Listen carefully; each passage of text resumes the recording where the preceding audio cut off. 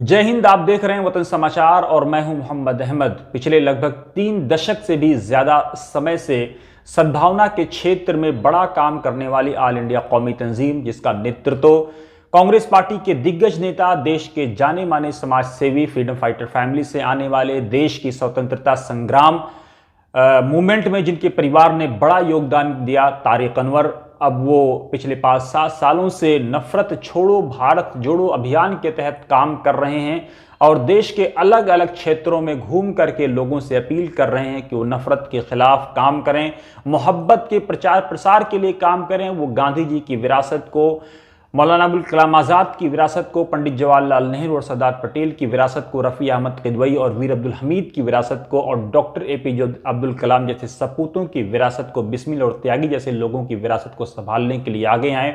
वो लगातार इस बात का प्रयास कर रहे हैं कि किस तरह से नफरत का खात्मा हो और मोहब्बत को बढ़ावा हो। देश के अलग अलग हिस्सों में, देश के अलग अलग राज्यों में, देश के अलग अलग शहरों में वो घूम करके लोगों से अपील कर रहे हैं कि वो नफरत के खिलाफ एकजुट हों, क्योंकि गांधी जी का जो उद्देश्य था, जो गांधी जी का संदेश था, वो अहिंसा था और शांति था और मोहब्बत था। गांधी जी ने अहिंसा, शांति और मोहब्बत ही से देश को आज़ादी दिलाई और अब तमाम लोगों को एक लड़ी में पिरोने का काम किया।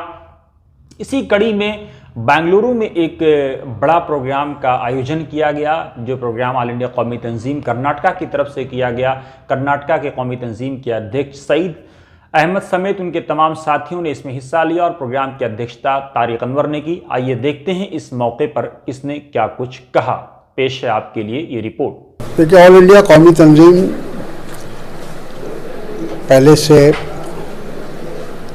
कर्नाटक में काम कर रही थी, लेकिन ये सही है कि पिछले कुछ दिनों से या कुछ सालों से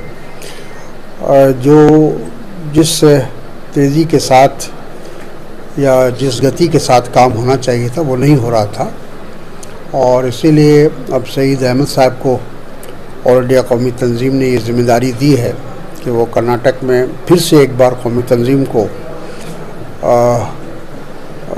उसमें नई रूह फूंकने का काम करें और नए सिरे से पूरे ऑर्गेनाइजेशन को, तंजीम को खड़ा करने का काम करें।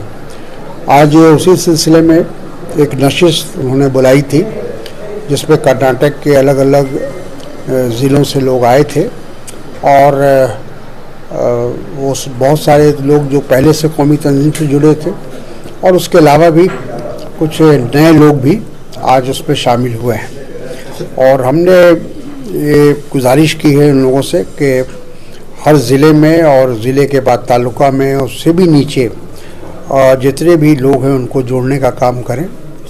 और जो नफ़रत छोड़ो भारत जोड़ो का जो हमारा प्रोग्राम है, और अच्छी बात यह है कि अब कांग्रेस ने भी उस प्रोग्राम को अपने हाथ में लिया है, तो उस प्रोग्राम को पूरी दिलचस्पी लेकर उसको कामयाब बनाने का काम किया जाए, क्योंकि आज मुल्क की ज़रूरत है, मुल्क की सालमियत का सवाल है, मुल्क की एकता का सवाल है।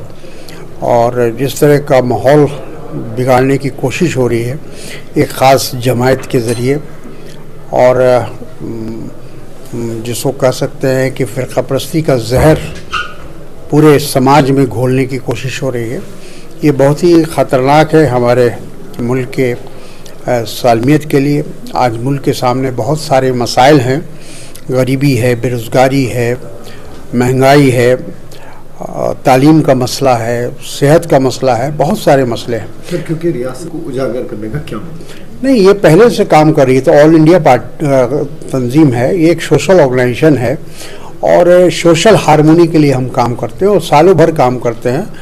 इलेक्शन से इसका कोई मकसद नहीं है, कोई मतलब नहीं है। जैसा मैंने कहा कि हमारा मकसद है कि मुल्क के अंदर कौमी एकजुटती को, कौमी एकता को मजबूत किया जाए। तो ये काम तो हमेशा चलेगा, चाहे इलेक्शन हो या ना हो।